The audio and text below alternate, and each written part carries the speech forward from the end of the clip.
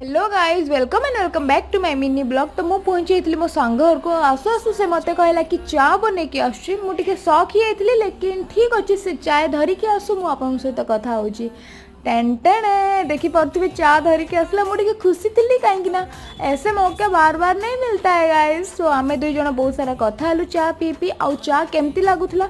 अब लड़की बड़ी हो गई है चाय वाय बना लेती है।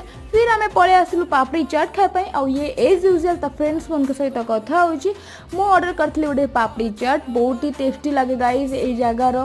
देन आम मोमोज और पापड़ी चाट खाई पेटटा टिके शांति करके आम पलि आसलु कोल्ड कॉफी पीवाई बीच को आउ ए जगार कोल्ड कॉफी भाई बहुत ही टेस्टी लगे।